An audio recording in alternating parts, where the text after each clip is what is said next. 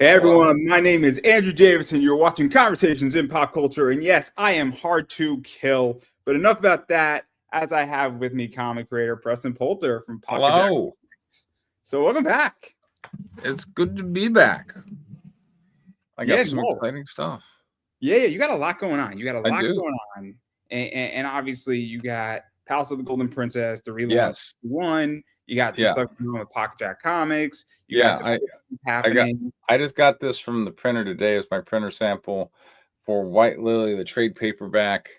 It's got foil lettering. Oh, check out. This is the second printing, 164 gorgeous pages, and I'm looking and we didn't make any mistakes. That's good. That's But good. which, by the way, the first time I did the White Lily trade paperback, there was a mistake, and then the second time I did it, there was a mistake. So it only took me 3 times. But you know, they say third times. It's the third time I did the printing of White Lily, no mistakes. Hooray! There we go.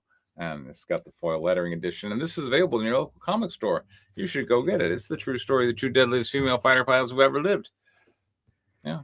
Yes, so obviously that's out there, and I'm going to give you a chance to promote it again at the end. But Okay. why don't you introduce who you are? Because you've been on my All show right. a bunch. I think this is like the fifth or I sixth time have. at this point. And you've always been good to me. I appreciate it. Everybody gets a bunch of free books from you still that I ship out.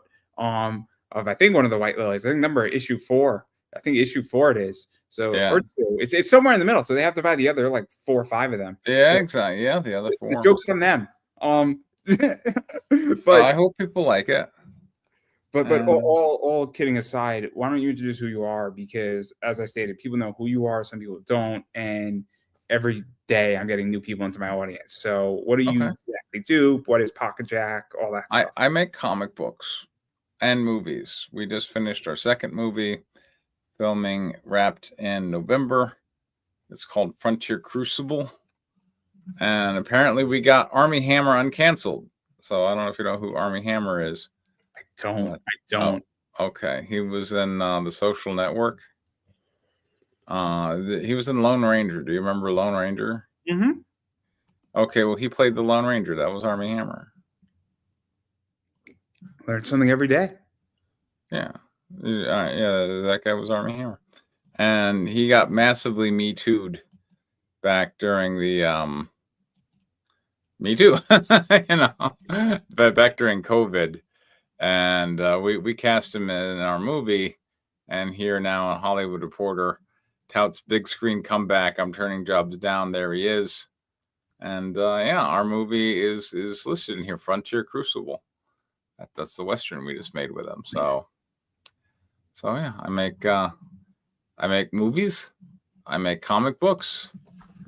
I may be making a comic about that movie. I'm trying.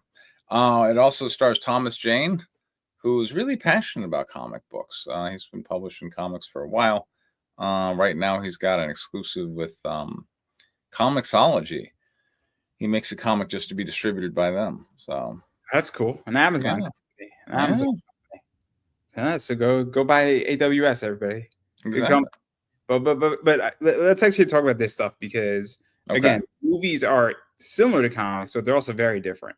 they And are. I'm Yes. thinking about that as far as the fact that I just like buying entertainment companies in the stock markets. I think they're great companies to buy, and I think they're undervalued. I Tremendous. think Warner Brothers took a big tumble.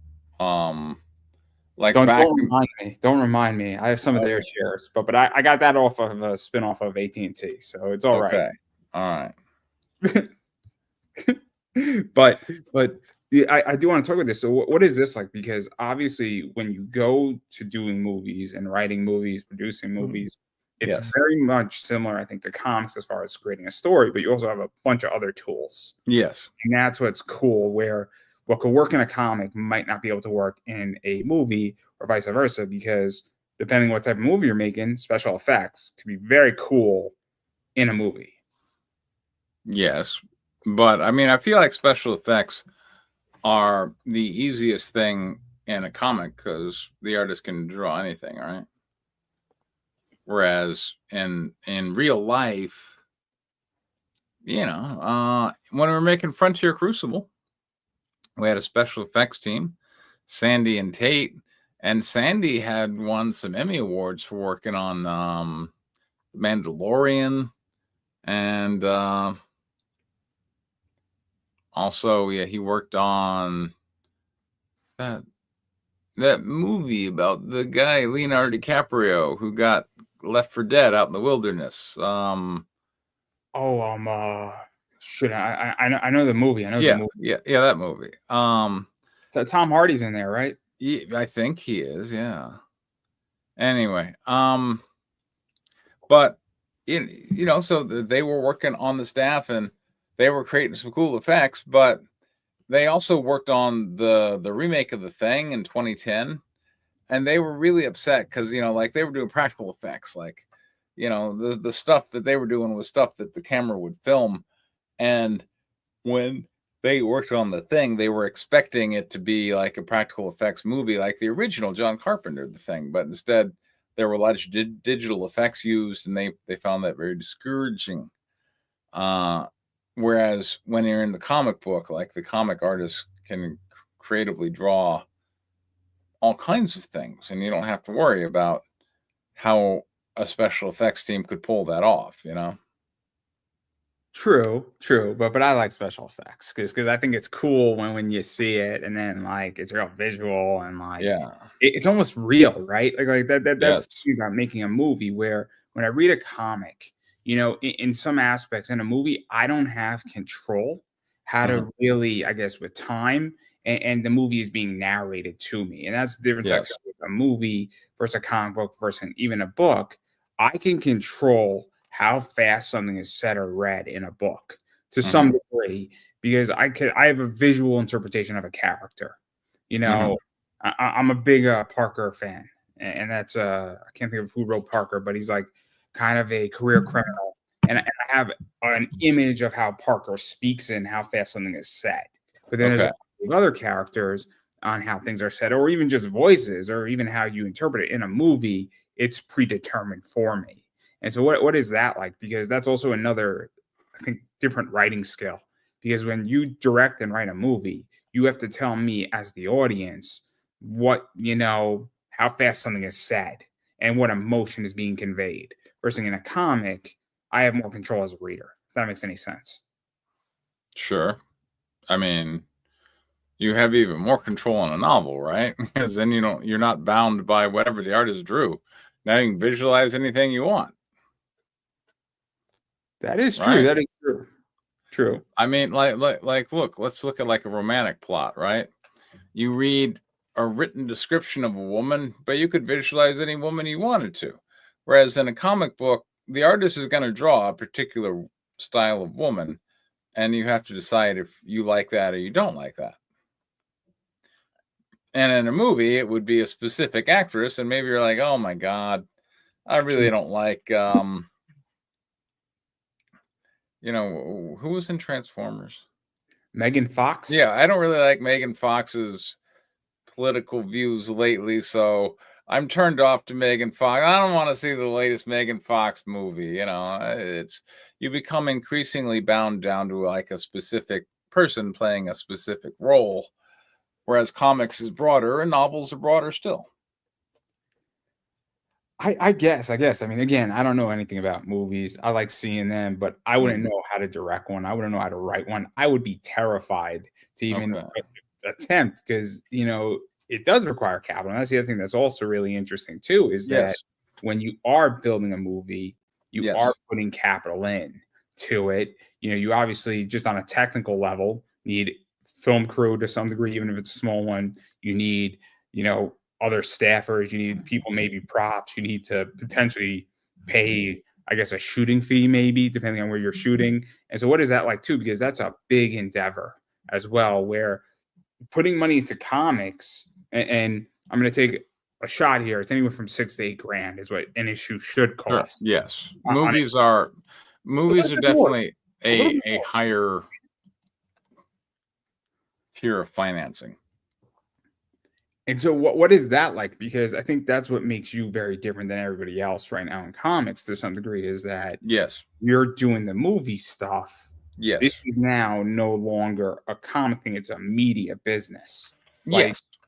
I'll use an example. Zenoscope did something with Grim Tales of Terror on a That's Blu-ray. awesome. What? What did they do?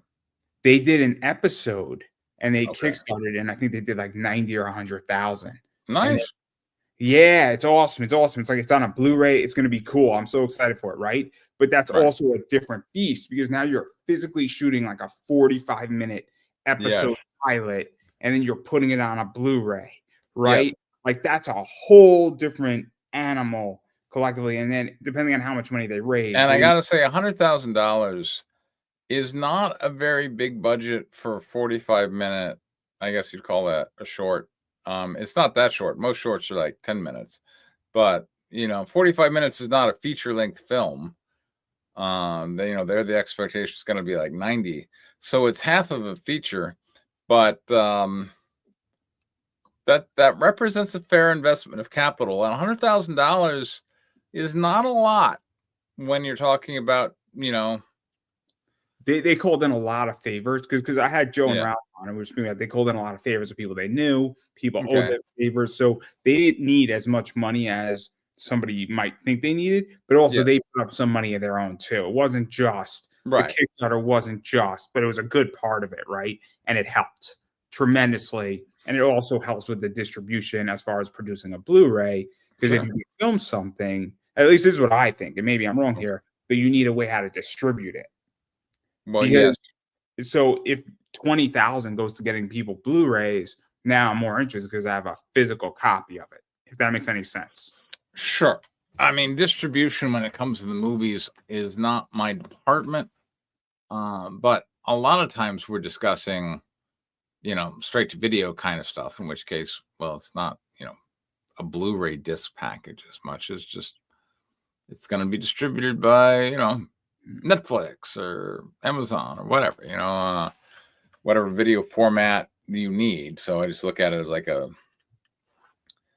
you put the video in the appropriate format for Amazon or for YouTube or for iTunes or whatever, and they send you money, and hooray!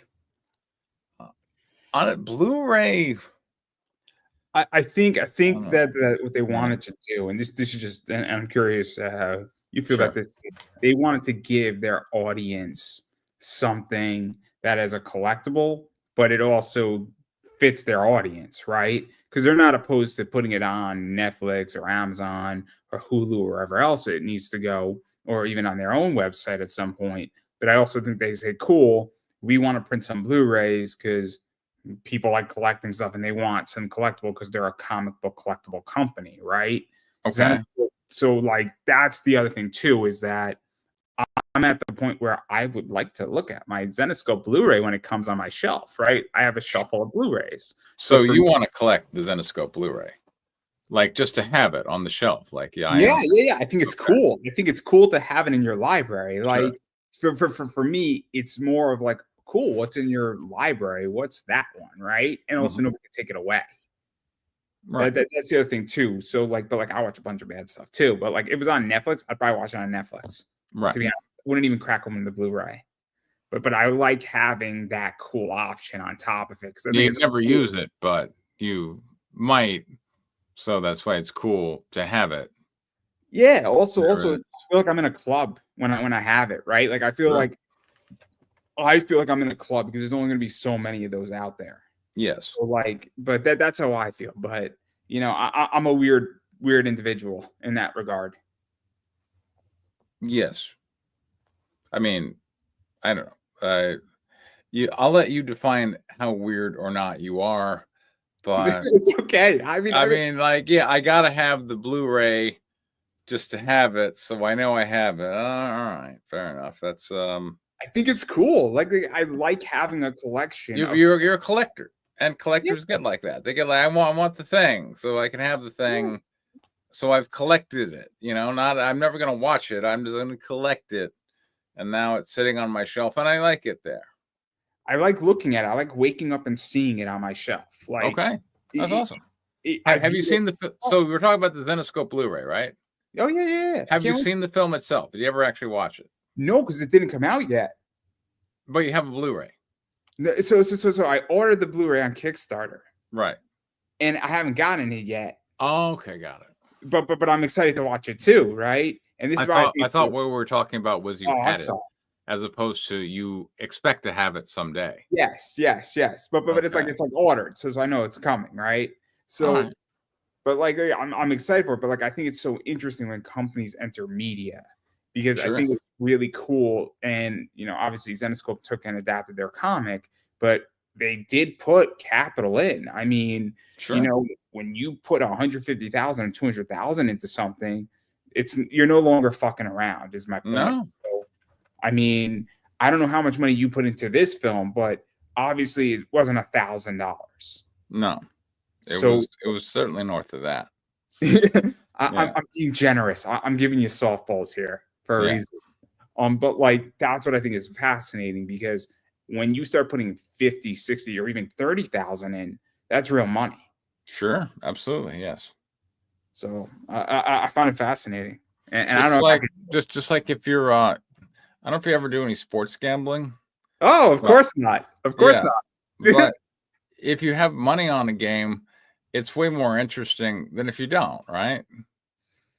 Absolutely, Right. it's stressful. It's Yeah. stressful. Like the game takes on a whole significance if you've got a wager on it, you know? Let me just explain. The Atlanta Okay. Hawks did All right. something so interesting last night Okay. where they're playing, I think, the Utah Jazz, and Yeah. that game should not have been what it was. Okay.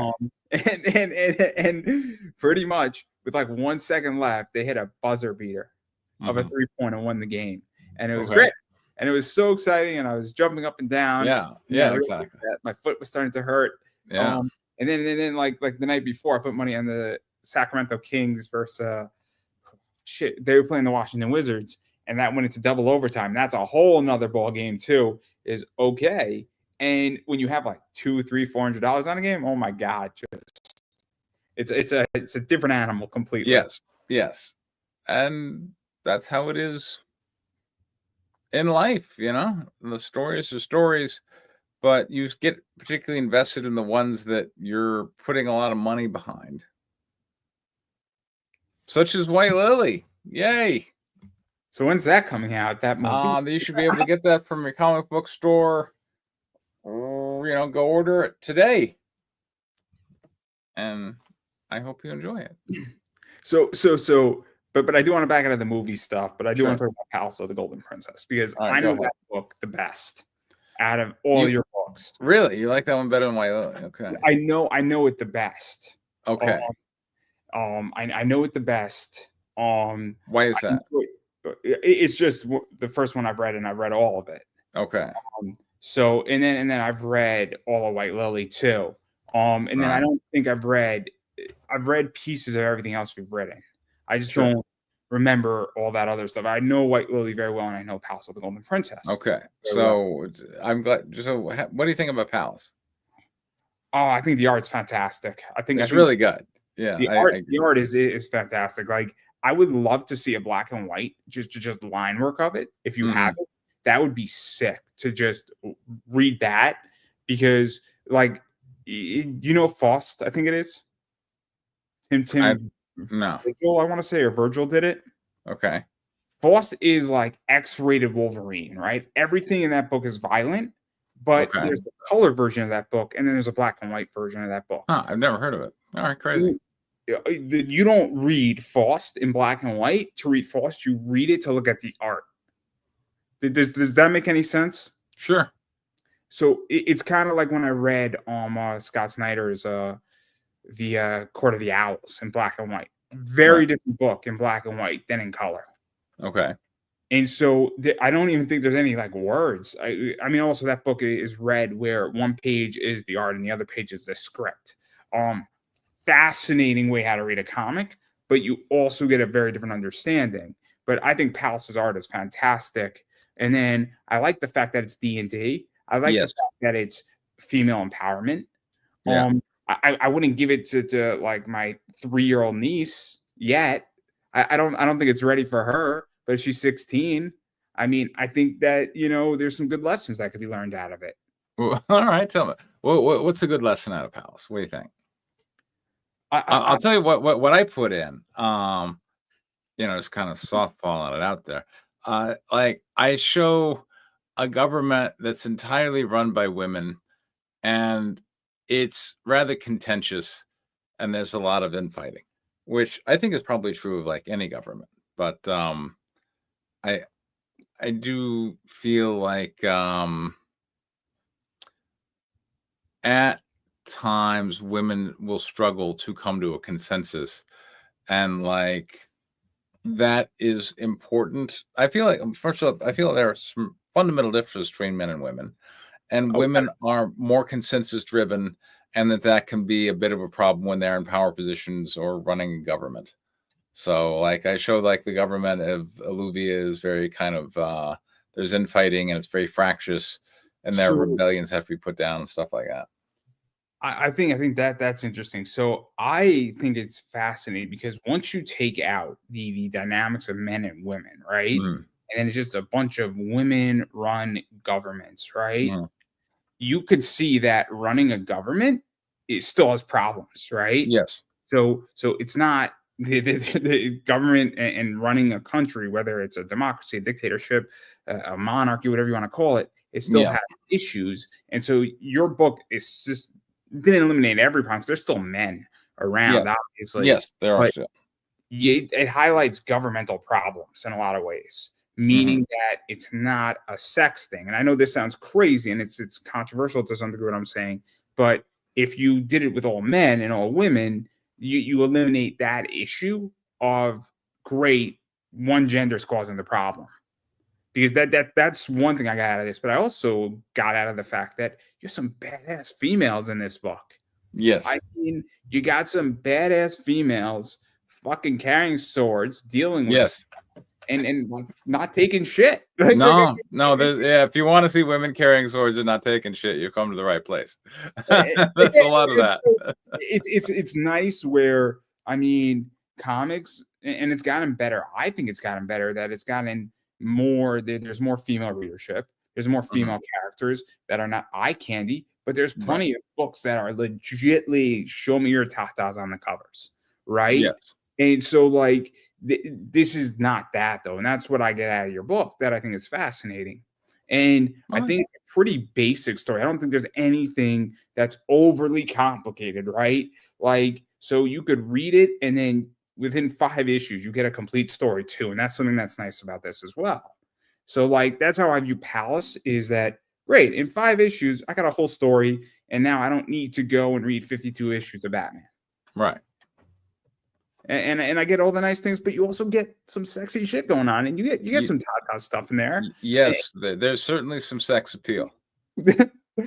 But like I Yeah. I don't but we also get the counterbalance to that where we get a character who's a badass. Yeah. And she's a strong female. And you also get a man in Sir Edmund who is our villain. He's a chauvinistic villain, behaving in a way that I think a lot of comics books would find problematic. You know, but because he's the villain and he's opposed to this kind of all matriarchal rule, which he finds kind of nonsensical. He gets to act in a way that is overtly sexist, and you know because he does get defeated and punished in the end, we kind of go, well, that's okay. He was the villain, which is what we tend to do with villains. Like with villains, we usually settle with the things we want but can't own or have, so we explore them by at the distance of, well, that's the villain over here who's out to control the universe, like Darth Vader, out to control the Even Vader wasn't the galaxy. villain. He was Yeah. vilified. He wasn't the villain. Which It was one? the evil Han Solo. This is all Han Solo's fault, and Yoda Mhm. couldn't get over the fact that Vader bested him. That's what Star Wars is about. There you go. Vader's the good guy. I stopped following Star Wars. I did too. I was real excited when Disney bought it, and I liked The Force Awakens. We can't be friends anymore. I mean, look, what's not to like about The Force Awakens? It's a rehash of Star Wars, but whatever, It was good. The eighth one killed me. The eighth one killed me. Right, but after The Force Awakens, it goes downhill real fast, and I was amazed at the lack of quality from a let me ask you this, billion-dollar right? franchise. Yeah, Let me ask you this because sure. I thought 9 was average, right? I didn't think it was I great. didn't even watch it. That's how down I was with Star Wars. Like when I heard like Rise of the Skywalker involved, like I somehow Palpatine has returned. I'm like, okay, I'm done. Stop. Yeah. This is my whole thing, right? All right. 8 is we're stuck on a cruise ship, right? Right. But that's what 8 was. And my friend is Yeah. sitting there with me and he's like, I loved it. I'm like, what the fuck movie did you just watch? Like, what the Right. fuck here? Yeah. So 8 was a disaster. And Yeah. now I'm like, okay, cool. We're wrapping this up nicely. We're gonna put a little bow on it. It's an average movie at best. At Right. best. But Yeah. I didn't have a problem with 9. I had a problem with 8. Yeah. Because 8 Eight. was a waste. It was a It waste. was. Yes. I mean, the problem with the sequels is they were not, they weren't composed as a joint project, beginning, middle, end. Like here's our story arc. And I was really shocked to find out. I was really shocked when they were like, "Oh yeah," when it was whatever the title of 8 was. This is how much I blocked them out of my mind. I can't even tell you what the title of 8 was. When it was The Last Jedi, and we brought on Ryan Johnson to direct, like we didn't really give him, here's what the story is here's the story arc over 3 movies, here's the story you need to tell in this one. They just, hey, you have carte blanche to basically have the screenwriter. And why is Ryan Johnson making all the creative story decisions? Isn't he the director? Like, and he just, I wanted to go off in this other direction. So Luke Skywalker, he gets the lightsaber, he just throws it away. And it turns, and he made all these decisions that then later got decided, oh, that was just Ryan Johnson going rogue. And now J.J. Abrams needs to come and scale it back and act like that didn't happen. And then we're going off in this other way. I'm like, who makes movies like that? That's insane. Again, I couldn't do it. Yeah. And you and me have a very different potentially interpretation of movies because I just watch them, right? I'm an anime guy. I thoroughly enjoy watching anime and I watch as a fan. But Sure. when I'm going to spend time in a series, so like I'm in the middle of finishing up a series and then starting Saturday or Sunday, I'm going to start watching an anime that's 50 episodes, right? Okay. You better in the first 3 episodes tell me and get me interested because if I'm going to spend 50 episodes with you, which is like 13 hours of my time, it better be fucking good. Like, and I get that Star Wars is 9 hours, but like that's so as a fan, I'm looking to get the most from my buck, for my time. So and maybe you view movies differently because you're producing and directing and writing and involved in it. And that changes, I think, the game. So, I mean, maybe I'm wrong here, but I think if you are making a movie or making a comic, I don't think you can potentially read a comic the same way ever again. And I don't think if you're making a movie, you could watch a movie the same way ever again. Well, I mean, it certainly gives you a different eye. I remember reading one of my movie heroes that I'm always trying to emulate, Roger Corman, talking about, going to see movies and just sitting down and just being amazed how much money they spent and how much of it maybe didn't end up on the screen.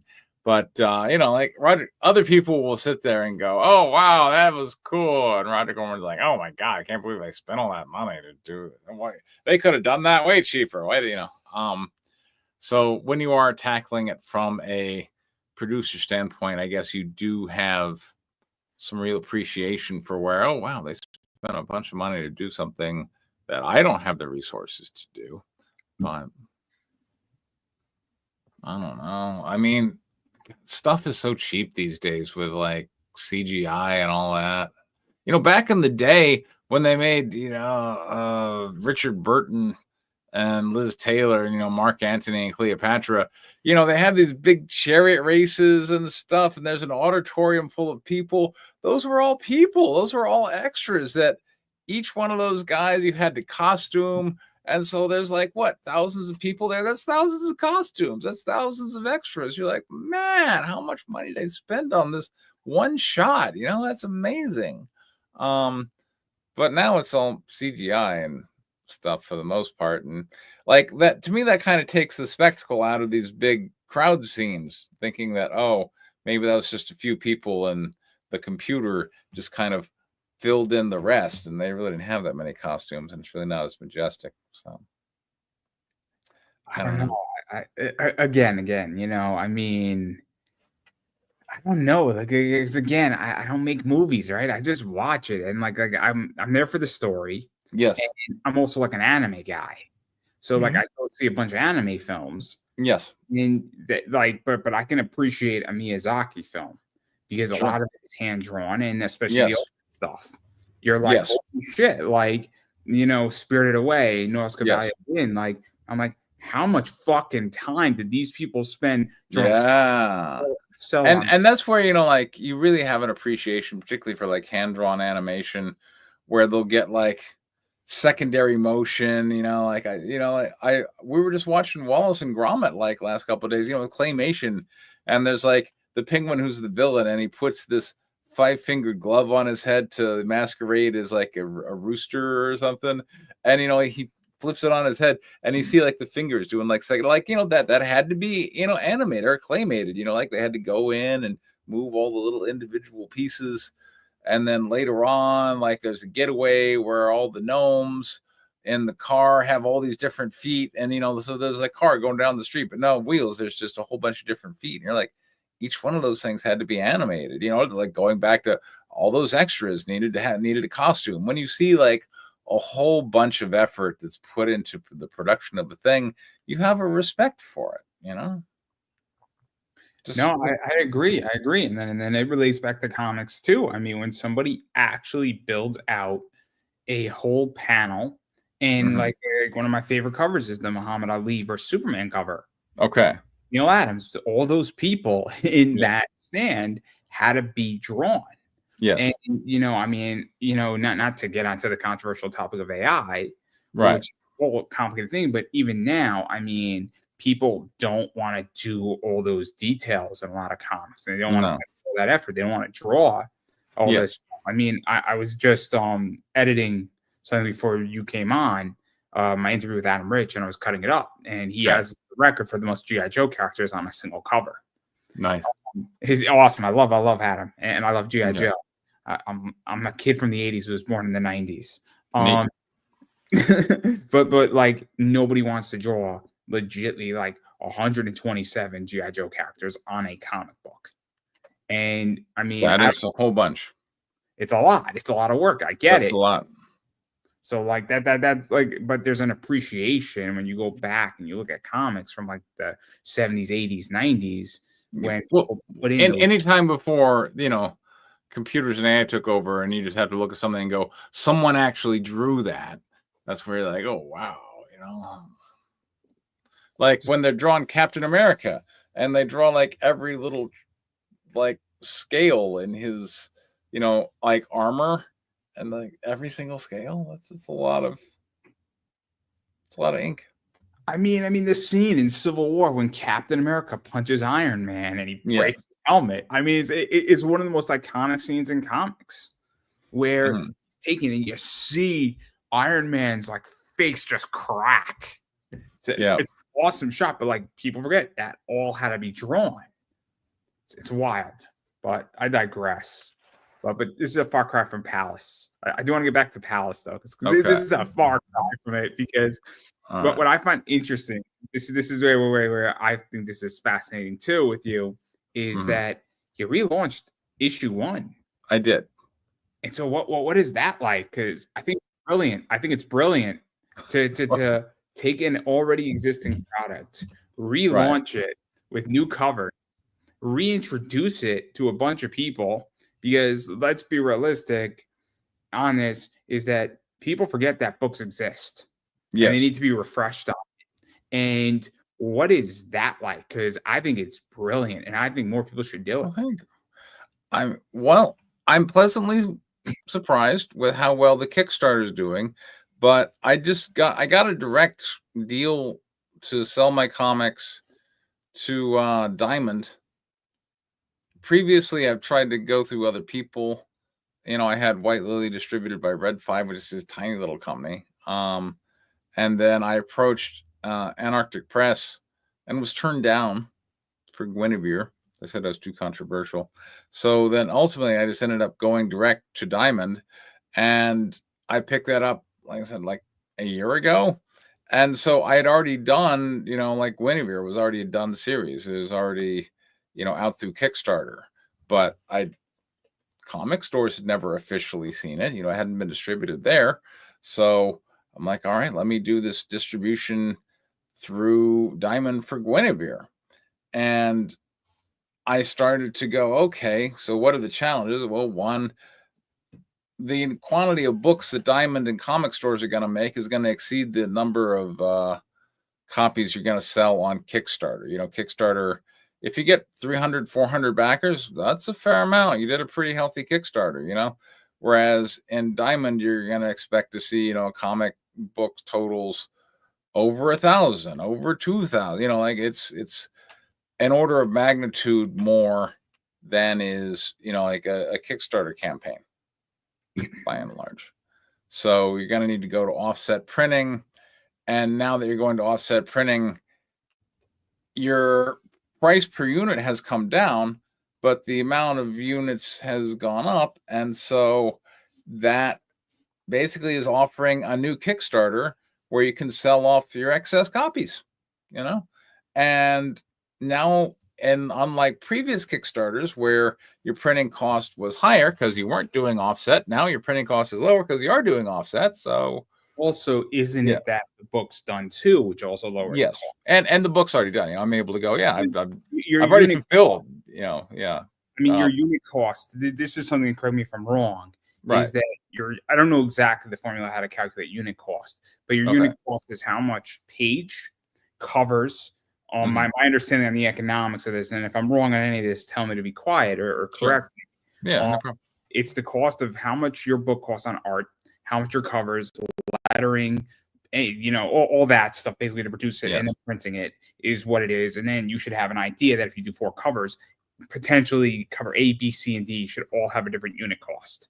And how you calculate that, I have no idea, but it's a math equation, for lack of a better word here. Sure. But once you print your book and then you relaunch issue 1, you don't have to reprint those pages or pay for those pages. You're just covering maybe some covers, maybe corrections, maybe an updated 2 or 3 pages in the back of like cover gallery, maybe, or something extra, or something cool in there, or maybe you're throwing like a sample little script thing in there, whatever you want, or a preview or whatever. But or maybe you have a new, cool back piece in there of something, but the cost is significantly less because to produce the item, you're not trying to get that 6,000 to 8,000 you need for your art.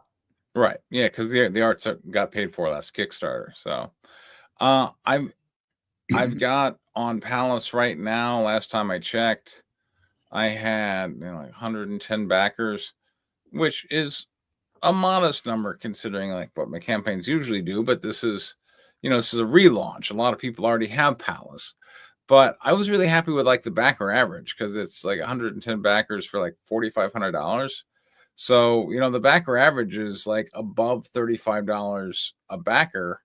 And these are for books that, I'm having to mass print that you can go buy from your comic book store. So I can't do what I normally do, which is charge a big premium for a limited edition run that I'm working out with, me and my Ready Comics or Comics Wellspring kind of deal.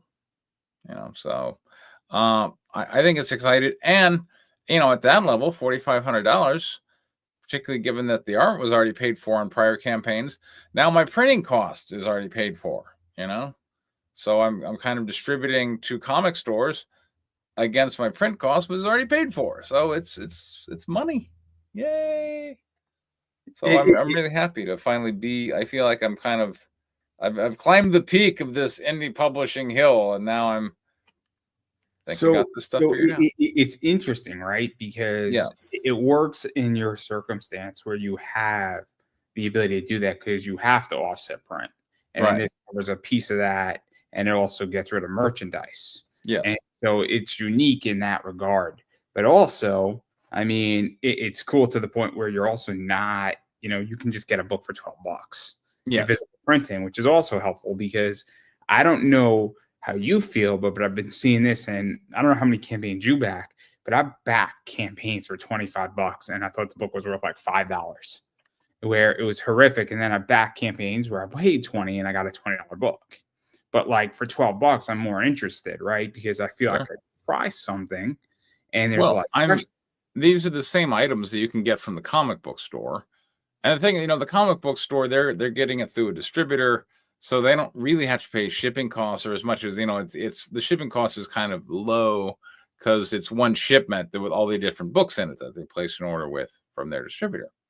But when it comes to me, if you order from me, I have to send you the book, and that's going to be $5, right? Like, if you want like a flash mailer and postage, that's $5. And the comic book that you would buy, I mean, the list price is $5, which, by the way, like, it's always freaked me out as a comic creator, particularly looking around at comic conventions. Like, if you go in and you want to buy a print of, like Sexy Catwoman or something, like as tends to get sold at a lot of comic shows, there's an expectation that that print is going to be $20. But the print cost of that print is like $1. Whereas the print cost of a 24-page comic book is more than a print. But people expect to pay $20 for a print and $5 for a comic book. So it's really tough to make that economics work against that price model, which, is handed down from what Marvel and DC are charging in comic stores. You can't really exceed that by too much. So that's where it gets tough, But using like Kickstarter to help with launches is a big benefit. So I'm very thankful to Kickstarter. They've been great to me. They've made this whole thing possible.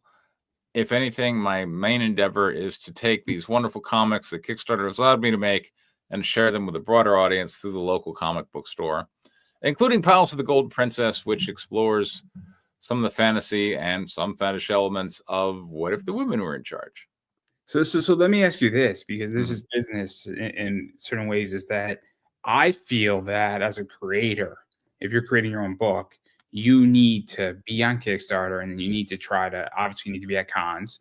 You Yes. also might need to be on eBay to some degree. So I Yes. think you have to be there too, or Facebook, or some equivalent. And then I also think you maybe have to be in local comic stores, because there's people who only buy books from their local comic shop. There's Yes. people who only buy books on eBay. I have clients who will buy a book in a online store, but they would rather buy it from me on eBay because they Okay. feel comfortable. It's weird. It's like, and I'm charging, $5 more, but they're like, I would rather buy from you because you're going to look at the book and make sure it's good quality. But they're not going to be able to buy that book from you for less than they could buy it from their comic book store. No, no, no. They have no problem buying Right, I it. understand. I'm just going back to like the economics of my Kickstarter is, So, like because you were saying like $12, and yeah, and $12 is like the comic you could get for $5.50 from the local comic store, but I got to ship it to you. But I throw in digital rewards. I throw in a free PDF and some digital wallpaper, and I hope that makes it up to you. Not to mention, as I say in my Kickstarter video, if you've got a relationship with a local comic book store, go and buy it from them. That's awesome. Good on you, man. But a lot of people don't, or don't live next to one, or live in another country, and I'll ship it to them. no, no, because I find it interesting, because I think that obviously, you have to be all over the place. I don't think Yes. we can live anymore in a one-tracked environment.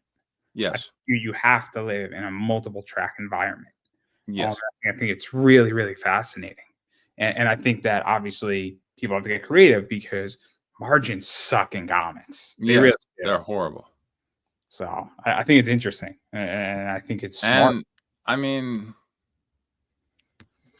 a lot of times, I'll give people my work. Like you, I give the PDF, and then but just if I'm with someone or someone's looking at my work and they like it, they're not sure, I'll just give it like, here, take the book, read it. And then later on when I follow up with them, it's like I'm amazed how many people will not actually read the work, because as a writer, like, or creator, you hope you made the thing and you're putting it out there and you're doing your best to make it the best experience possible. And then you're like, hey, did you read the thing? Whatever. And it makes me feel bad for novelists, because these are comic books. Like, this White Lily trade paperback, that's the whole story right there. That's 164 pages. How long would it take you to read that? Like an hour, 2 hours? If this was a novel, that would be many hours, if not many days. And I don't know, if so many people just look at me with no sense of shame and just go, I don't read. And to those people, I'm like, well, the pictures are pretty. Buy it for the pretty pictures, maybe. But I don't read. Crazy. It's crazy. Yeah, I at least think comic books are better for the I don't read audience, because they're pretty pictures. And if they don't read, they're not going to read a novel. Whereas maybe you can try and convince them to read a comic book, because how long does it really take to read a comic book? How many words are there really? Come on. But so many people these days are it's all digital, and they're watching videos, and they're watching YouTube, and TikTok.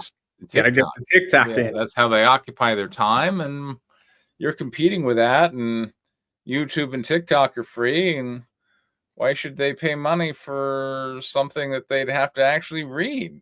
That's crazy, and that's heralding the death of comics. Let's hope we can turn that around a little bit. Oh, I find it so fascinating. Again, I don't read as much as I should. Mm-hmm. I still read, but it's tough. Awesome. It's tough. It's really tough when you're busy. It's tough. I mean, it's hard, and I don't read as many comics as I want to. So I get the non-reading crowd. I get them. It's tough. It's tough.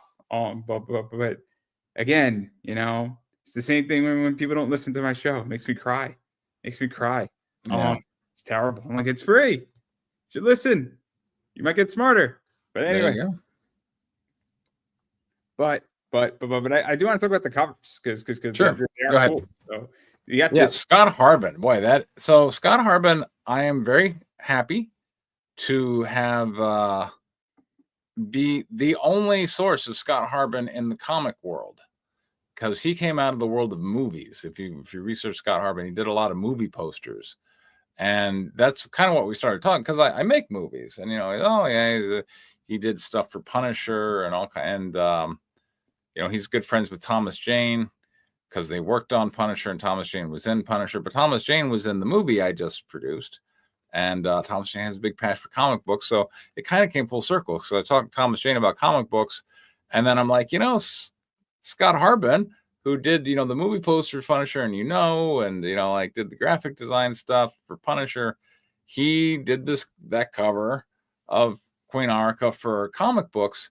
And right now on Kickstarter, that is the #1 selling cover. And he's up against Whiskey Paint, who is not well known outside of my Kickstarters, but he's a great artist.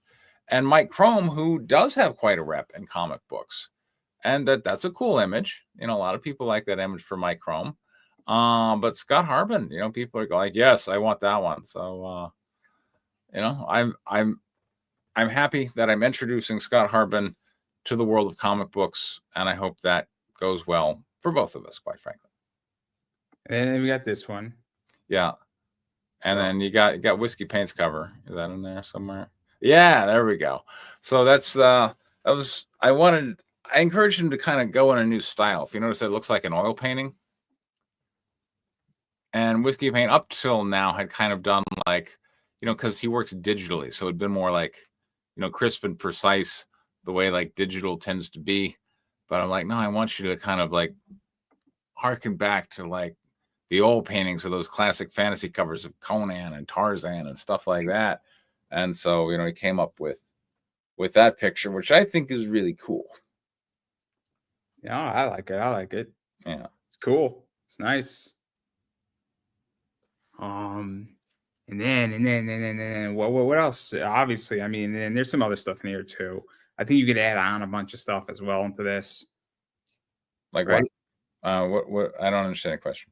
Oh, no, no, no, no, no. As far as rewards go, I mean, there's always add-ons. There's the preferred. Sure. I mean, here I'm working with, and again, this was a challenge for me I hadn't faced before. I'm working with, okay, here's going to be the runs that I'm offering to the comic book store.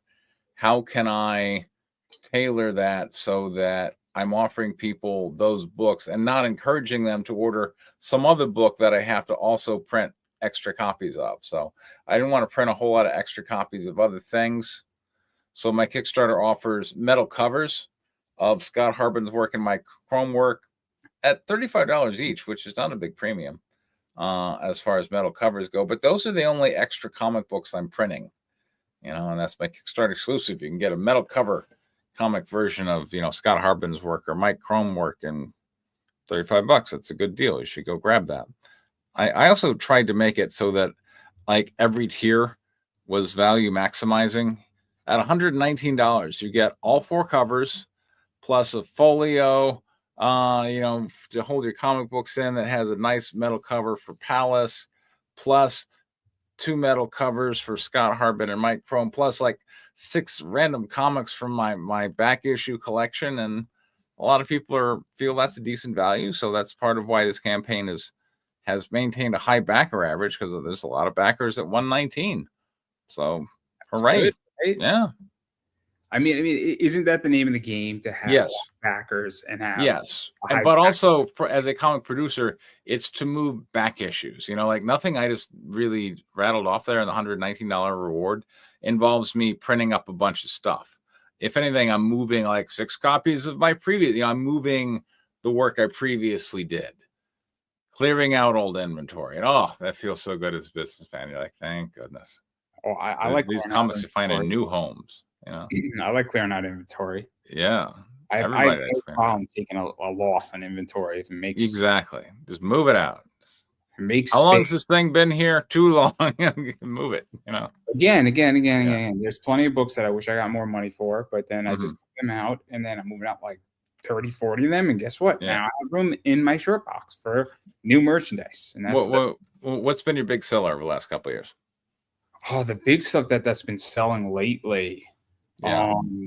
Is just like some Marvel stuff from like 2014 has moved nicely. Okay. Lately. All right. So I mean, is that like movie tie-in or something, or? Some of it is a little bit, but also All a right. lot of just blank covers are moving right now for me. Really? Sketch covers?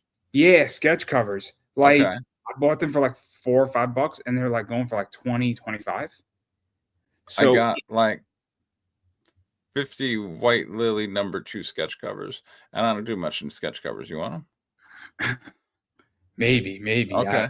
I have to think about it. All right. Fair enough. Right now, what's moving nicely is like people want like a Batman sketch cover. So like New 52 Batman. Don't they want something on the cover? Don't they want like an artist to render it? What they want is that they want it so they could bring it to an artist. Right.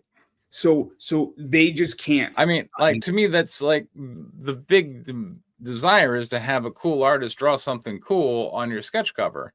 So those are good money too. But what's going on and what my clients want is that they're going to a con, right? Yes. So they need a particular book because they want, like we'll use Elias Shazudis as a good example. So they want Elias to draw something on a Van Helsing cover. Yes. But that book's out of print. Yes. So they want Van Helsing #1, but that's why they want to spend $20, $25 on a $5 book. Right. Because they need a particular thing because they want that cool cover. And then what happens is that there's so I have a blank WWE sketch cover, right? Mm-hmm. So that book by Boom has been out of print for legitly, I think, like 6 or 7 years. And then somebody says, cool, I want to get an artist to do this wrestler. And then I'm going to have the wrestler sign the cover and get it graded. So it's kind of a crazy circumstance where like they want to do the sketch themselves, or they want an artist, they want to get the sketch themselves with an artist they like, but they just need the book. So like I'm making like a 5X, but they move like hotcakes when I sell them. Wow. But they only move like from February to about August Okay, because because that's con season. yeah, I tried sketch covers briefly, but because I'm a comic creator, not a comic artist, like that, I couldn't really ever connect with an audience over sketch cover. That's why I've shifted towards. I have these different artists who do these different cool covers, and they're all pretty, and you should get them. So Sketch covers. I'm a Yeah, seller. yeah. That's why. In which that I just found a product that Hmm. was cheap, that Yes. was just easy to move, that I knew people were going to eventually want, right? But I'm not looking to get rich off. It's not like I'm buying a book for $5 and I'm expecting it to be Mhm. 14,000. Yeah, I'm looking to get a book for $5 and sell for like 25. yeah. But when you're doing that 10 times, That's a fairly healthy profit margin. yeah. I mean, eBay Good takes, on you, Andrew. but like I'm looking. I make like $10 in profit on it, and Sure. plus I get my 5 back, and then I redeploy my 5, take out the 10, and enjoy a stock or a Yes. beer, whichever comes first. Um, but like that's the whole thing. So, but like I find this whole thing interesting. Again, I have a business that works for me. My Yes. business is not what everybody else should do. Hmm. I can't tell anybody how to run their business. I find it abnormalities that work for me. Awesome. Well, like I said, I got some White Lily #2 sketch covers if you need some, because sketch covers are not something I really work with much. Again, it depends on just your clientele. Well, Um, yeah, the problem is like, you know, Elias Chazoudis never did anything for White Lily. So you're probably not going to want to take a White Lily sketch cover to him. You probably want Zenescope. So, yeah, no, everything's also price. Everything is also price. okay. So like there are sketch covers that go for really good money. Like Okay. I sold a sketch cover for like $90, It was blank. blank. Blank So sketch cover. Okay. so like I sold my WWE one of my WWE sketch covers for Right. 50 bucks. Wow. I bought it for 7. Yeah. Like, but that's because it's an impossible book to find. Hmm. And that's why people want them because they want their favorite wrestler drawn on it Right. by an artist they like. And there you go. And that's what happens. But I digress. That's enough for me. Everybody, if you want my time, you can pay for it. Okay. Fair Um, enough. no, I'm happy to talk for free about this because this is a topic I like talking about. Cool. But again, I don't understand the full economics of Kickstarter beyond. I ran one and it was hell. Okay. It was not a good experience. Why did you have a bad experience with Kickstarter? You know what it is? People were not receptive to what I was trying to do. That happens. And it wasn't a comic. I was trying to fund my podcast and That's tough because what are you going to get people? Like what fills the reward tiers when you're trying to fund a a lot of it podcast? was advertising. Okay. So it was like $5 a live read. Oh, there you go. So, but I like, mean, that would have applied great to me, but most, like the mass audience out there doesn't need advertising or live reads. So you're kind of going to a special audience who needs yeah. that stuff. But also like people weren't like getting it, saying, "Wait a second, like you're asking for like $500. It's not a huge reward." And Right. it was just like, cool. I'm trying to do something, and people were just nasty about it. It's like, Yeah. and what I didn't get is that you guys are all doing the same thing. It's just a different product, but it's adjacent to your product. And so like it rubbed me the wrong way. And it still rubs me the wrong way because I'm like, people continuously, and I don't know if you get these messages, I get these messages probably once a week. 3 to 5 people say, "Oh, I'm doing my Kickstarter. Could you give me money? Can you back my campaign?" And I'm like, I don't get those messages very routinely. So I get those messages like once or twice a week now, and it's annoying. And what I do get, because I do my best to promote my Kickstarter and Facebook. Oh my goodness. You share it on Facebook, and all these different people are, this Kickstarter looks really interesting. Can we schedule a call to discuss? Like, stop. I'm not going to pay you money. Stop. I get those too. Yeah. And I'm like, I'm not interested. They're like, why are you not interested? And then I send them a link to my eBay store. That's what I do. I legitly buy and sell comics. Like I'm not interested in doing this at the moment. And if I was, you're not the person I'm calling. Mm-hmm. I'm in a fortunate position where I know enough people who can help me, who can actually help me, including you. Yeah. I mean, other people are not in that position. So, but it's whatever. But again, I don't really need anybody's money, to be honest. I can do this without everybody's money. Yeah, but I'll take your money if you want to give it to me. Well, I did enjoy sponsoring your show for last year, so I want to keep that going. I feel like I liked. I appreciate it. Yeah, I like sponsoring your show. I think it was funny that maybe some people who got crossways with me came on the show and are like, that guy. There were a lot of people, and I just said, I don't really care. I don't really care. It's funny that I trigger people anyway. No, but that's just it, though. See, yeah. I don't have to. Like, I'll be honest, and I know this. I don't have to answer anymore to people I don't want to answer to. Right. I don't. It's so interesting when you don't have to answer to people because this to me, I don't make any money from my podcast. Right. So I don't have to do an interview if I don't want to do it.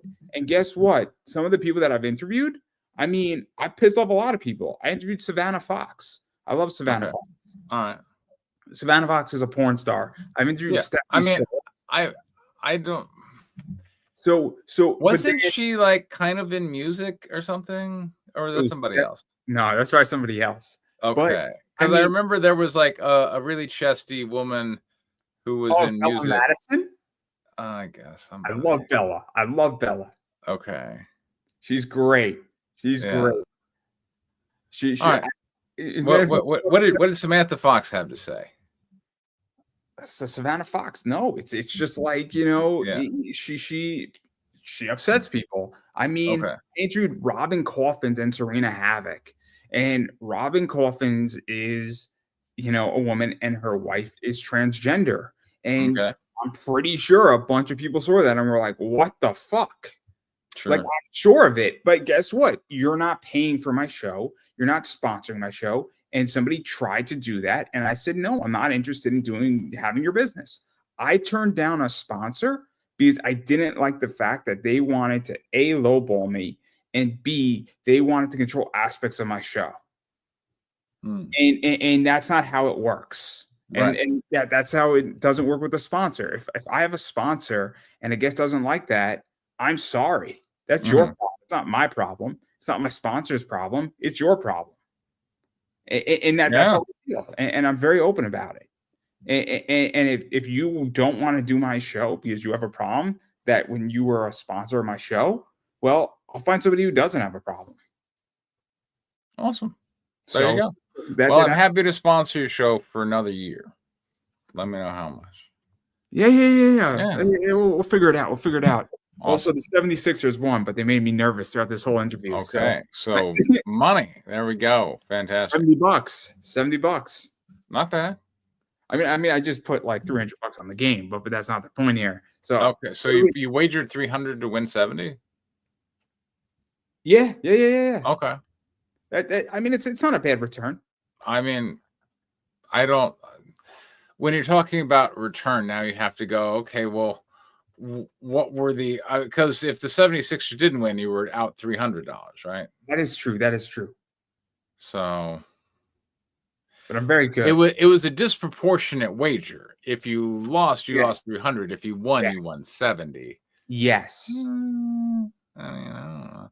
But also, the Washington Wizards suck. So yeah, it was a safer bet than. But also, I mean, I wagered a lot of money late. So, but that's neither here nor there. This is a whole different ball game. It's not like I put money, I'll give an example, right? All right. So I put money when the Celtics last night were like a plus 105. Okay. Now it's like $5 on there. So I didn't make a lot of money last night on the Celtics, Right. but I made like $11. So that was a disproportional bet in my favor. You wagered how much? $5 and I made about 11. Okay. There you go. So, That sounds great. but my objective is not to lose the money. It's to win Yes. money. And then we take that money and then we buy stock. So tomorrow I'm going to buy like 5 shares of a company that'll pay me a dividend. Hold on. I just lost Preston. I don't know what happened. No, I'm right here. Someone's walking across the room. I didn't want her on camera. So there we go. But that's neither here nor there. But I do want to ask you something else that's not related to Palace or your comic stuff. Sure. And I'm curious where you think comics are going, because we are at the start of 2025. Yes. Obviously, I think comics are in a weird place right now. Yes, they are. And I am licking wounds from comics from the Okay. last 3 months. That has changed my position. But then there's been other people who have been very much have helped stitch me up a little bit. Okay. So I'm curious where you think it's going, because I think they're in a weird place from a selling point, from a collector point, from even a publishing point, from quality, the whole shebang. And I'm curious because I'm looking in and I'm looking as a seller and as a reader, and I am not looking as a producer. I think comic books remain in decline. I don't know what the readership or circulation numbers are. I don't really follow that. But I feel like it's kind of an insular community of people who are very interested in a select number of characters whose legacy goes back many decades. And I'm going to say whose stories have gotten kind of stale, which is inevitable if you're telling a story about the same character for decades, right? Those stories are going to get stale, like after a while, it's like, how much can Wolverine really do? Not to mention Batman and Superman and all these other folks. But that's what comic book readers so often like.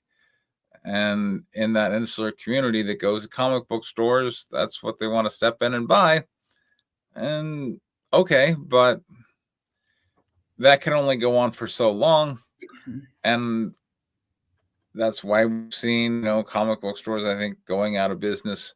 So let me ask this, because right. I have a friend. He whines and he bitches about his comic store in Maryland. Okay. And I can't take it anymore. It's like I'm like literally 4 or 5 more whines and I'm just gonna defriend him. Yeah. In which he's always bitching about how like people are stealing from his store and a bunch of other stuff, and how it's tough and how people aren't paying his live show bills. I can't take it, right? And the reason why I can't is he running a comic store, or is he bought one or built? He bought one. All right, so then he is running one. Yes, he's running one and he's the owner. And my point about comic stores is that I think it's hard to be just a comic store. Yes. Right? I think it's really hard to just be that. Absolutely. And I've shifted up my business. And I want to say one of the best places that I know of is my local comic store, Titan Comics. And really, they're just a comic store. Like, you go in there, they got a whole bunch of comics and like some statues, but of comic characters, Batman, Superman, that kind of stuff, and some prints, and that's it. Like most other stores, you can get your Magic the Gathering or your sports cards or whatever. I like this store called Comics. They're in Illinois, Harrison, New York. Mark is great. A lot of cool stuff that they've done. And what is that they have their own brand. So they've done little Marvels and they've done little DC as a company. So it's Art Belzer, Franco, Mark. I think Spider-Man writer, Mark Wade. Yeah, Mark Wade. I think is also a part owner now. Oh, neat. Good. Yeah. But they also put a lot of effort into trying to get children into their store. Yes. So a lot of kids comics because they're smart And then they also have done, they're huge wrestling fans, so they've done stuff with like Kazarian and Chris Daniels and the Young Bucks. So like pretty cool company, right? Yeah. But they carry Pop Funkos, they carry a little bit of manga, but they're not doing Magic the Gathering. So Right. I think they're more in the vein of comics, but they also carry a lot of graphic novels too. Mm-hmm. And then they do some Pop Funko stuff, but they also carry a lot of kids comics and kids stories and comic adjacents, right? But what I think, and I'm curious how you feel about this, is that, and I'm part of the problem, is that I just bought a book today from KRS. It was a Mark Spears Monsters #3 Claws variant, and sold out within 5 minutes, 450 copies. All right. 5 minutes, 35 a piece. Bought 4 of them, and within an hour, I sold all 4 on eBay. Mm-hmm. So I think that's also part of the problem, where, I mean, I made a clean after fees, like $80 in profit on the book in an hour. And I think Nice. that's also part of the problem, is that there's nothing illegal that I did, but there's people who are not reading that book, but they just want the cover art. And Yes. that's part of the issue right now. And That is part of the issue. And going back to people getting my stuff and like a lot of, like, they don't read. It's hard when you're dealing with people who don't want to read. And sadly, most of the people that I know of who are reading a lot of stories tend to talk more about manga. I can't fix all the problems. All I can do is my part to contribute good original stories with fantastic artwork, such as Palace of the Golden Princess and White Lily, available at your local comic stores. So, like I'm, as we say in Starship Troopers, I'm doing my part. Whatever people want to go to the store and buy, and whatever the store wants to sell, those are things beyond my control. I get the general sense that still, we're struggling over kind of a decreasing readership in comics, but Kickstarter is opening up new avenues, and hooray. I mean, I have a theory. I'll run a theory by you. Go ahead. Yeah. I think the boom of comics is related to a United States bull run and a U.S. movie comic run. Okay. So I think for the last 14 years, the U.S., prior to 2020, was on a bull run, and a massive bull run. Sure. 2008 to pretty much to about 2020, Yes. 12 years, we were on a huge bull run, give or take, right? Yes. And comics were on fire. The amount of books that I was slinging in the last 2.5 years before 2020 was wild. Yes. Moving stuff, and obviously I'm better infrastructure now, and I'm making more money now than I was. I mean, now. people, like, money was easy and flowing. People were bidding up cryptocurrencies, and what are those good for? Except gambling, they're just you just hope someone else is going. Like Fartcoin, right? Like we were talking about this before the show. It went from if you got it in October and just held it up to recently, it beat the entire stock market performance since 1870 or something crazy like that. Bitcoin since 8K. Yeah. So I don't you just buy it hoping that it's gonna go up. But it is. Yeah. I'm a believer. Bitcoin is the future. But the future of what? What are we using for? So I mean, we could have Bitcoin's property. It's property. It's awesome.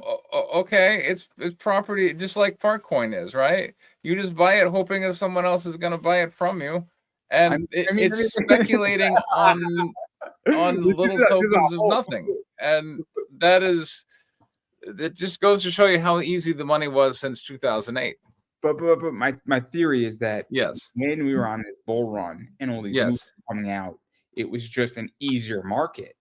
And I think that's the other thing too, is that I think the market has become tougher. I also think the market has become diluted, right? So that's what I think, and that's why I think it's harder now. And I think you have to be way more careful. But I mean, look at my business on eBay. I'm selling more cards now than comics because they are easier and they retain value. But I digress. But that's that. But That's my theory. But What people kind of cards? disagree. Sports cards or Magic cards? Or I saw a lot of football, okay, baseball, and NBA stuff, and I saw a lot of autograph cards. okay, So like, and I saw a lot of 1-on-1s and 5-of-5s. yeah. So And like I like there are shows here in Dallas that are just sports card shows. And I've done a couple of, because it's a local show, it doesn't cost me anything. But sports card people, by and large, are not interested in comic books. And you want to talk about people who don't read? Those sports card people don't read. I put all this time into crafting this story, and that's gorgeous artwork. I don't read. Okay, great. But they know they might not read, but they know everything about what they're buying. It's crazy when you speak Sure. to people like this who know everything. So like I know everything about my 1-on-1 Angel Reese's, right? Like I know everything. And that's what's crazy is that when you start speaking to people and then they're like, because I've witnessed somebody at a sports card show spend $10,000 in cash to buy a LeBron James card. And I'm like, dude. And guy, like the guy was saying, you're gonna hold it. I'm like, no, I don't want to touch it, man. Just no. We all laugh, but like those people are insane on how much money they have.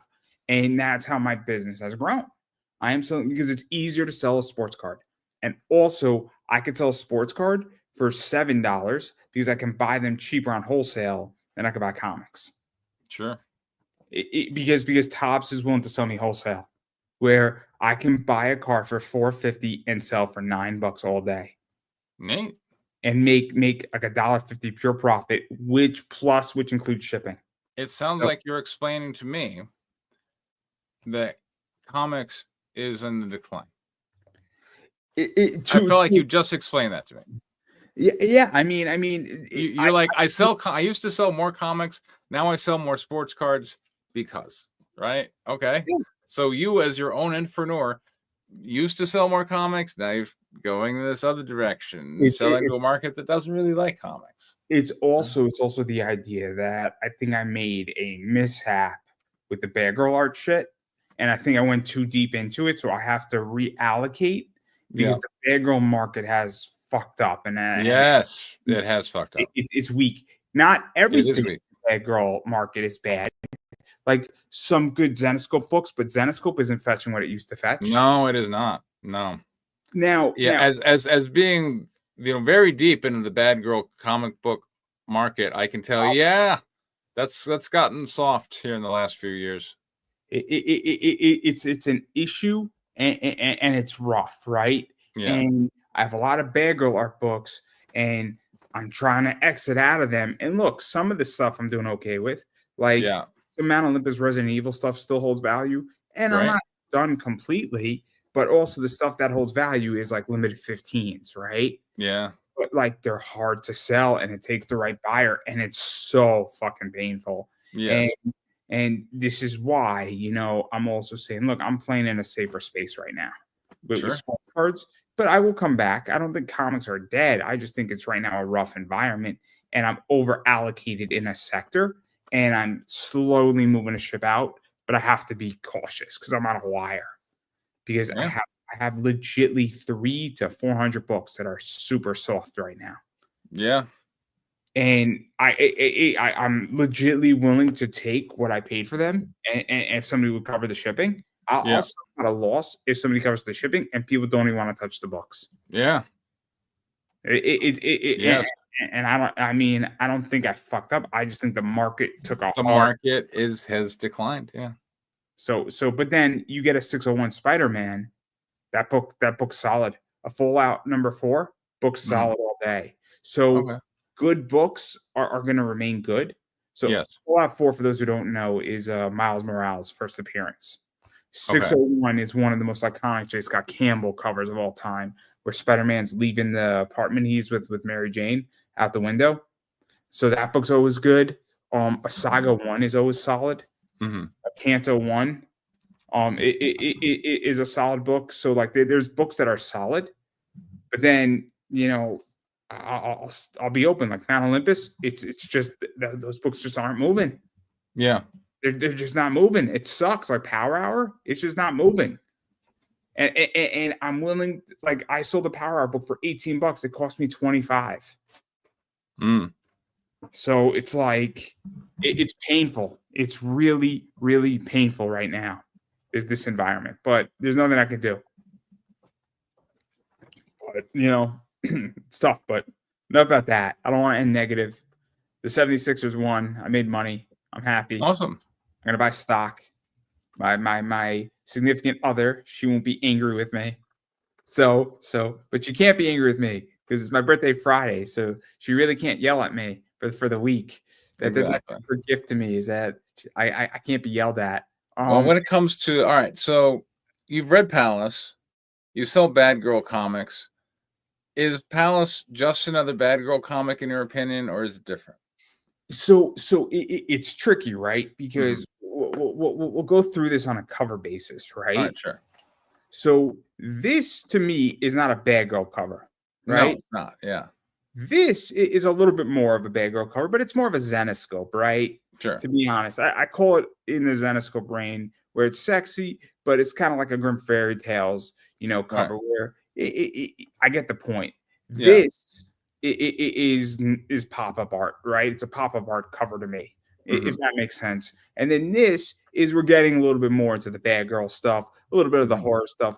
This is the most Bad Girl cover that you have in it now. And then this is obviously that too. Just Yeah. it's the same It's cover. got the foil lettering and stuff. Yeah. Yeah, and one of them's a virgin versus. Yeah. Is that a virgin or is it? Yes, those are virgin metals. So yeah, you get that in metal. Yeah. Again. Sometimes things slip my mind. So, but like, there's some stuff in Palace that is Bad Girl cover art. But then we look at Palace, and wouldn't say it's a Bad Girl book, right? Because Bad Girl art to me is covers, and it's only covers, right? Sure. Like that's part of the issue. I mean, that's the thing that all right. Your book is an adult book. Sure. There's a difference, right? Okay. So I'm trying to think. Saga is an adult book, right? Okay. So I mean, have you read Saga? I have not read Saga. Tell me about it. It's great. It's great. Just I don't want to ruin for you. Okay, You're lucky you get to experience it for the first time. It's an adult picture book type of book. It's beautiful. Right. It's written amazing. Brian K. Vaughan, Fiona Staples, unbelievable. Is it a limited series or is it like an ongoing 1 to 100 kind of thing? There's I think there's going to be 108 of them. I think they're on like 78. Okay. It's easily you could get it. It's on Comixology, right? Okay. Sure. It's solid. It's solid, but like it's beautifully illustrated. But it's an adult comic, right? Okay. It's an adult picture book comic type book. But so like your book's an adult book. I don't know if it's a Bad Girl art book. Like I'm trying to think of a Bad Girl art that like I can't think of. Well, like Lady Death. What do you consider Lady Death?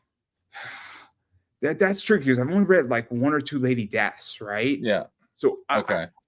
I mean, I don't have a problem with Brian. I don't have a problem with Lady Death. Sure. Okay. Grimm's Fairy Tales. What do you consider that? Grimm Fairy Tales? I consider that like PG-13. Okay. But is that Bad Girl in your classification? Yeah, I don't think it's Bad Girl. Like, okay. I mean, Robin Hood, ROBYN.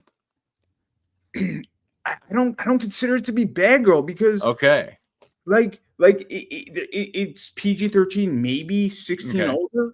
But like, I'll give you an example. Max DeVille's book, Ninja Bimbos. Right? Never heard of it. Okay, sure. That's a Bad Girl art book, right? Okay. That's a Bad Girl art book. I'm trying to think of shoot, I can't think of the guy's name off the top of my head. Asylum Press, right? Yes. They do some of their books are Bad Girl. Now, Mike Tiener, right? He has a bunch of books that are just straight out Bad Girl stuff. And then you get stuff like Cheeky from Pat Chan, which is adult, but it's not Bad Girl, right? Like, but it's adult, right? It's obviously a sexual book. Yes. Amori is a sexual book. Like Nippy is a sexual book. Like, but it's not Bad Girl, right? Because Bad Girl is the idea of taking what Pat Chan did, going down a rung, but going it up from because adult is here, Bad Girl's here. It has adult themes, but it's not sexual, where you're not going to have a sexual premise in a bad girl art book where you're not going to have two people fucking each other. Right. Like that's not the point. The point is that you might have nudity, but you're not going to have that. Like Gun Honey is a bad girl book. Okay. Because you have sexy characters carrying guns with sexual overtones and a bunch of other shit going on, and that's what it is, right? But there's not much nudity in Gun Honey. I don't think there's any nudity in Gun Honey, but it's a bad girl. Okay. Like I mean, that's how I describe it. So Lady Death is tricky because, again, the two that I've read, it's adult. Yes. Not bad girl. Like I don't consider Lady Death bad girl. Okay. And I'll tell Brian that I don't think your book's bad girl, man. I don't. I have no problem stating that. All right. But anyway, enough about that. I do want to give you a chance to promote yourself. And that's all right. I mean, I'm here for an interview, and we have mentioned Palace. It's a fantasy society where the women are in charge. It's based on a 1981 Dungeons and Dragons adventure that got destroyed by its own publisher because it was so scandalous. And of all things, during COVID, I was running D&D games for Doug Tenaple and his kid. And I had an old download of Palace of the Silver Princess that I'm like, here, I'll run you through this. And then I read it, and I'm like, oh, wow, this is like femdommy. The women are in charge. And then I see why this got destroyed. I'm like, you know, I could probably do a version of this and do it pretty well. So I go to a lot of, old school role playing cons, and it seemed like a good market for them, and they like it. So I made the book. If you like D&D and you like sexy ladies, particularly if you like women in charge kind of stuff, then it's for you. There you go. And there's a D&D adventure I wrote that you can get with the Kickstarter campaign. Go back it. Awesome. And then obviously where can people find you? Because you have that going on, and you got Pocket Jack Comics. Yeah. There. Making movies. Where can people find that stuff? Where can people go? Pocket Jack's Comics. I mean, look, I don't distribute the movies.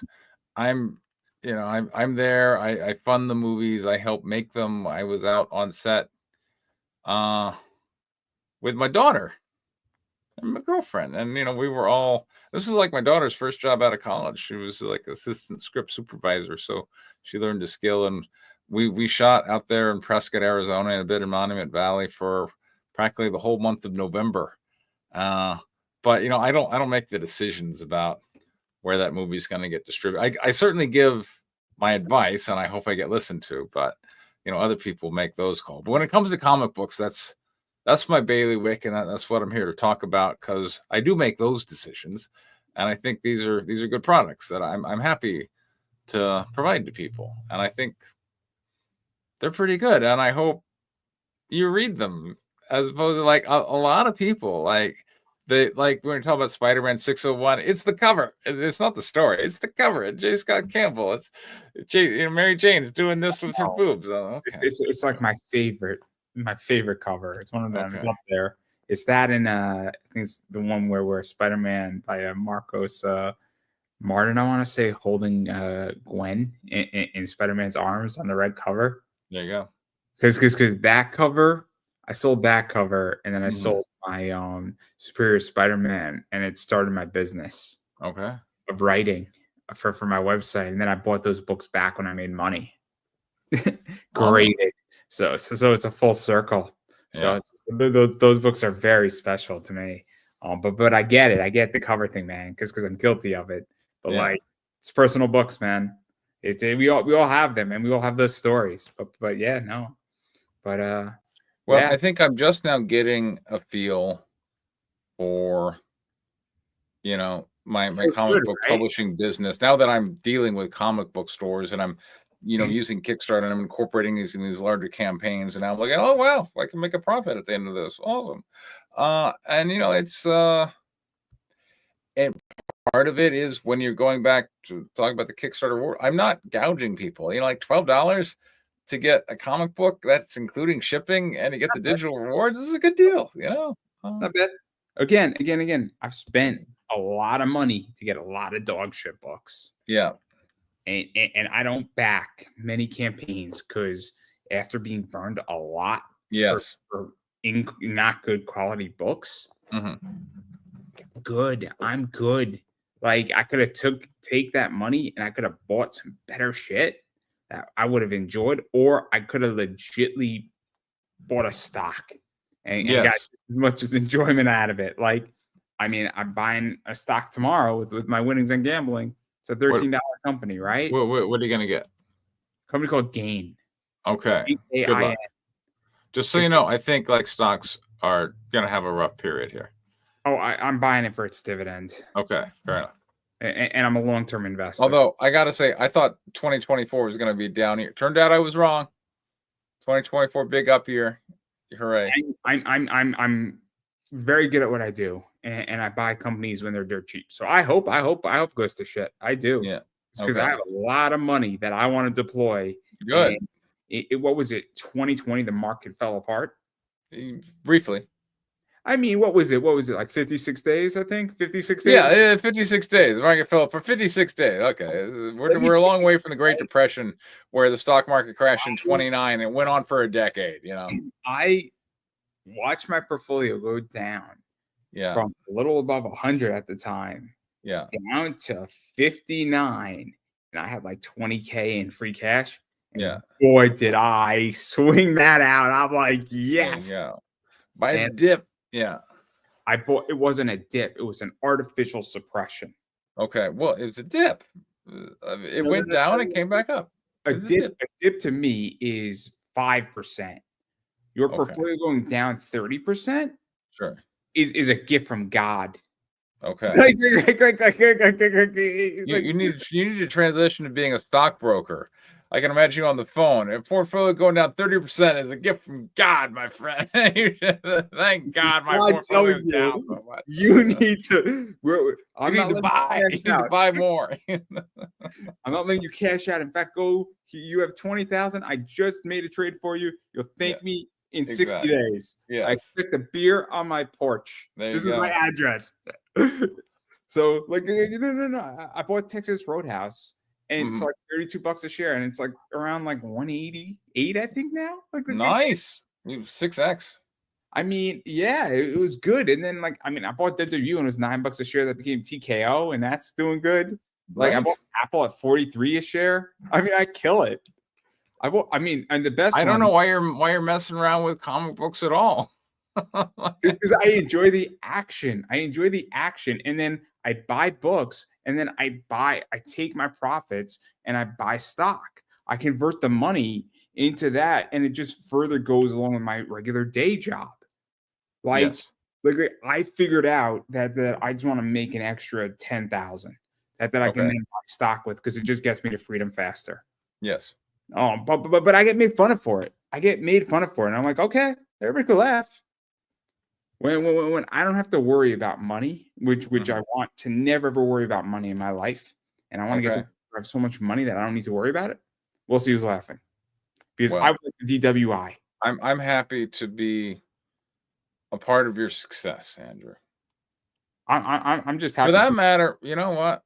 This is obviously a conversation we should have off the air, but I've produced 2 movies now, and I can show you that I'm making money in producing movies, and now I'm getting all these scripts. You know, you start making movies, and all these writers bury you in scripts. So we're going to be making more movies, and we need more investors. And it sounds like you're someone I should talk to. Well, they're like stocks, but way more entertaining. And they entertain people. They entertain people, and they have very long tails on them. You know, like that movie I made back in 2018, Standoff at Sparrow Creek. The distribution is about to expire. We're going to resell it, so you get another payday. You know, like you keep getting paydays on movies. Yeah, it's like an option, right? It is. So it's exactly like an option. But I'm going to promote myself here. Go ahead. Obviously, I am Pop Anime Comics on Twitter, Pop Anime Comics on Instagram, Pop Anime Comics on Facebook, Pop Anime Comics on the YouTube, Pop Anime Comics on TikTok. I do run a little eBay business right here. You know, look for comics and collectibles. Come shop with us on eBay. at Pop Anime Comics Collectibles. And some of the stuff that I carry in my store is this right here. I also carry some of these in my store. So what was that? John Cena. What is that? That's Is a that Leaf Metal anime card. an anime card? So Leaf Metal, for those who are interested, did a whole series of Okay. athletes in an anime style. And I saw Okay. the John Cena, and I bought, I think, like 20 of them. And it only Okay. had a print run of 200, so it's print to order, but Yeah. 199 of them were printed. And I have number 2 on that one, which Neat. is awesome. So the numbers are random, so they're all like serialized in the back. Yeah. There's only 199 of them, and I'm selling anything for like $32 in my eBay store. So, Yes. I mean, I bought it wholesale for like 15. So, I'm thrilled to pass on savings. I'm making a little bit of money. People are happy, and it's an awesome card. And at some point, I'm hoping to get it signed and graded by him. Okay. So that I carry that stuff. I also carry stuff like this, which is Angel Reese. I'm amazed that WNBA sports cards are a market that you're supporting. I mean, there must be people buying it then, right? This card trades for 180 Wow. Okay. on a $25 position. What does that mean? So it cost me $25. Okay. 25, $30, $180. It's crazy. This, on the other hand, I have no idea what the value on this is because it's a 101. What does that mean? There's only one of those in the world. Oh, okay. Oh, one of one. Got it. Okay. So they sell like crazy. The Caitlin Clark's, her base rookie card, her first one, is like $120 card that cost $4 when it came out. Who even watches the WNBA? I mean, it's wild. It's wild. Okay. I wouldn't be buying this stuff if there wasn't money involved. I got it. Yeah. I'm sorry that I want to make money. I enjoy it. I want you to make money. I'm amazed at where the trends lead. Because let me explain how this happened, right? Okay. So it clicked in my head. I'm eating my lunch break from my job because I work 4 days from home. Yes. And 1 day in the office. I'm watching Pat McAfee after the championship game. And Pat McAfee was there with a bunch of guys on the Pat McAfee show. And they were talking about that game in college as if it was just a regular sport. And I'm like, this is the game shift. And then I just started buying all this stuff because I got it immediately that things have now changed. Okay. Because the second a bunch of men who are really manly men on ESPN are treating this like an equal, I'm like, I'm all in. And I was wrong. Where it shifted because the viewers were up. 19 million people watched that game versus the Mets. 17 million people watched the NCAA like final 16 or 64 championship final game, whatever that is. More people watch the women. Caitlin Clark is a phenomenon, and the WNBA is becoming institutionalized, and these are the first instrumental years that are going to matter where all that stuff is going to be worth money. And so why wouldn't I take advantage of it? And I do watch the WNBA. So, but it's research, and I could gamble on it. So it fits all my boxes. We're out of sync. Hello. So basically, yes. Yeah. Are we? So we're back. Yes. So basically, what I was saying is that the WNBA is catching on. People watching it. This is it's become that real money has now come into the league. So big corporations and big money has come in, and they have gone from not filling up arenas to now being sold out, and you have to be on a wait list. Okay. So it's clearly that things have changed, and I think it's only going to get bigger. And I think we're at the start of something that Larry Bird and Magic Johnson did for the NBA 30 years ago is what's about to happen in the WNBA. And I made the joke before. I said $50 million, I'll buy a WNBA team all day. Those things are going to be worth billions of dollars. They're the cheapest sport asset in the world right now. Well, I want to encourage you to start looking at movies. I'm not opposed to it. I'm not, but that's my point. Is that if I can make money with something, yes, I'm not so blind not to look at it and realize that and you start out small, right? It's not like you go and you buy $10,000 or something. Right. all of a sudden I'm buying some Caitlin Clark shit, and then I'm selling a lot, and then you pull like $1,600, and you're like, what the fuck? And then you're like, cool, why did I do this, right? And then you realize, and then you learn quick. But anyway, but that's what I sell, and then I also do sell some stuff like this in my store. I do sell Okay. these, so I have all 15 of these. I I have don't know all what those are. I mean, I know they're now boots, but I Olympus. don't know what those are. It's a cosplay cover. My Hero Academia, Boo Rissa. They're foils, and I have all 15 of them. So I bought out a print run Okay. of those. So I do carry those, and then I carry sports cards like this, which are a base in the card. So I got a There you bunch go. of that stuff too. So in my store. So you name it, I got it. You name Awesome. it, I got it. And unfortunately, I do not have the keys to the city that some people have. I do not think that image aged well for Eric Adams. Right. But it's all right. It's all right. Everybody gets to get one thing wrong in their life. Handing P. Diddy the key to the city was not Eric Adams' best moment. No. It's okay though. It's okay. I think it is an appropriate recognition of the amount of clout P. Diddy has. It's just the key. That key can't open up his jail cell anytime soon. Well, I will be here all night, yeah, everybody. I will be here all exactly. night. And remember, tip your waiters and your waitresses. There you And go. And back Palace #1 on Kickstarter, or get it from a local comic store. Hooray. And I believe, everybody, that is a wrap. Awesome. As we say in the movie business.